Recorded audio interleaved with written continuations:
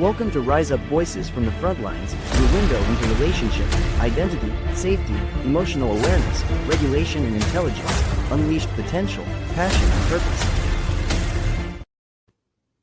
Hello, everybody. Welcome back to Rise Up Voices from the Front Lines. This is a trauma-informed leadership series episode, and I'm Krista Fee. Today, we're asking a question that makes a lot of leaders uncomfortable. Who are you without the title? That badge, that rank, that office door with your name on it, maybe the uniform, your corner office, the title that you've worked your whole life to earn. What happens if it's gone tomorrow? Who are you then? For trauma-informed leadership, this isn't a hypothetical. It's a reality that we have to face. Because identity tied to title is fragile, and fragile leadership doesn't last. I once sat with a retired general who had spent decades leading troops, commanding respect, and living with authority. But when the uniform came off, he struggled. He told me that I don't know who I am. Out there, I was general. In here, I'm just a man in a quiet house. His story isn't unique. Many military, first responders, executives, pastors, and community leaders experience what psychologists call role identity foreclosure. When your sense of self is so tied to a role that losing it feels like losing your very being. That's why this question matters. If your entire identity is wrapped in a title, your leadership isn't secure, because at some point, titles end. So let's dive into this identity versus role. Here's the difference. Role identity is what you do. It's your job, your function, your rank, the labels that you take on throughout your lifetime. And we carry many, many different ones. Your core identity, however, is who you are. Your values, your character, your essence. This is the part that's still there no matter how roles and labels change. When leaders confuse these two things, they build fragile foundations and identity confusion. When leaders separate them, they build resilience. Because the truth is that your title can be stripped, but your core identity, the compass of who you are, can't be taken unless you hand it over. So let's talk about neuroscience a little bit. Why identity matters to your brain. From a neuroscience perspective, identity is equal to safety. Our brains are constantly scanning for belonging. Who am I? Where do I fit? What's my role in this tribe? Titles give quick answers, but when they vanish, the amygdala flares up and signals danger, disorientation, and even grief. This is why many leaders spiral after retirement or career loss. Their nervous systems experience it literally like a death, because in a way it is, the death of a role that they mistook for self. Trauma-informed leadership invites us to anchor identity deeper than titles into values, purpose, and integrity. So let's talk about a historical example. George Washington. He could have been king. After the Revolutionary War, some people tried to crown him, but Washington refused. He walked away from absolute power and returned to his farm. Why? Because his identity wasn't the titles. His identity was anchored in his values, service, integrity, a strong belief in democracy. That's why his leadership remains so iconic today, because he proved that who he was mattered more than what he was called. This happens often when a responder is injured. I knew a firefighter who was injured on the job and forced into early retirement. For months, he spiraled into depression. He told me, I'm nothing if I'm not a firefighter. But through therapy and reflection, he began to rediscover his core: courage, service, brotherhood. Those weren't tied to the title. They were tied to his essence. Eventually, he started mentoring young recruits, and he told me, I finally realized that being a firefighter was how I expressed my identity. But it wasn't my identity itself, and that shift saved him. I'll even share with you a little of my own struggle with identity. I'll be honest, I've wrestled with this too. There were seasons when my entire sense of self was tied to what I was building, what I was achieving, or the recognition that I was getting. When doors closed or seasons shifted, I felt completely unmoored. I asked myself, who am I if I'm not doing this work? Who am I if the microphone is taken away? Who am I if people stop listening? And the truth I had to face was this. If my identity depends on titles or applause, it will crumble. But if it rests on values, healing, and truth, it can weather any change. And it's important for us to look at the shadow side. What happens when leaders lose themselves? We've all seen it.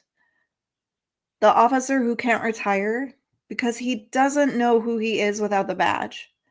The CEO who loses her job and spirals because her identity was only the boss lady. The pastor who burns out because his worth was tied only to the pulpit. When leaders lose themselves in titles, they don't just hurt personally, they hurt their communities because they lead from insecurity, grasping for validation instead of having grounded identity. Looking at this through a trauma lens, we can see why identity gets twisted. Trauma complicates identity. If you grew up never feeling enough, titles become a way to prove your worth. If you were shamed, roles become your armor. If you were overlooked, leadership positions become validation. Here's the danger. When trauma drives identity, leadership becomes about filling wounds instead of serving people. And movements built on wounds eventually collapse. Trauma-informed leadership asks us to heal so that we can lead from identity, not from injury. So let's dive into some real-world actions that you can use for reclaiming your core identity. How do we separate who we are from what we do? Name your values. What principles define you regardless of your role? Integrity, justice, compassion, courage. There's hundreds of possibilities. Write them down.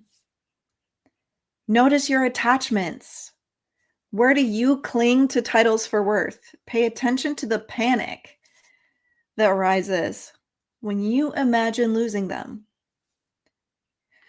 Practice role shedding. Intentionally spend time in places with people who don't know who you are based on what you do. Who do you become when no one knows what you do? Anchor in purpose. Purpose goes deeper than position. What do I exist to give the world? And invite honest reflection. Ask the people you love and trust the most. Who do you see me being when the titles are gone? It's time to dig into that neuroscience insights and focus it on identity and plasticity. The good news is your brain is plastic. Identity can shift. You can retrain your nervous system to anchor worth in values rather than external validation. It's not easy, and it feels like withdrawal at first. But over time, grounding in core identity creates resilience that titles can't shake. I'll tell you another story about a teacher without a classroom. During the pandemic, many teachers lost their classrooms overnight. One teacher told me that if I'm not in front of kids, am I even a teacher? But then she realized that her identity wasn't the classroom. It was cultivating growth, sparking curiosity, building resilience, and she could do that in 100 ways, online, in mentoring, in her own family. She told me, I finally realized teaching is what I do, but growth is who I am. That's identity beyond title. So here are a few reflection questions that you can ask yourself to go deeper into self-awareness. Who am I if the badge, rank, or title is gone tomorrow? Where do I confuse what I do with who I am? What values, purpose, or truth anchor me deeper than roles? And here's a truth I offer you. Titles end, roles change, badges fade, and uniforms get folded away. If your leadership identity is built only on those, you will crumble when they're gone. But if your identity is anchored in values, purpose, and integrity, you will stand. You will lead with clarity, not desperation. You will inspire trust, not grasp for it. So let me ask you again, who are you without the title? If you can answer that, you've found the compass point of identity, and that compass will guide you through every shift and storm. Thank you for joining me on Rise Up Voices from the Frontline, especially our Trauma-Informed Leadership series. If this episode challenged you, share it, because movements need leaders who know who they are, not just what they're called. And if you would like to work with me one-on-one in trauma transformation, life mastery, or leadership, or you would like to bring one of our specialized trainings to your organization, book a free connection call using the link in the show description.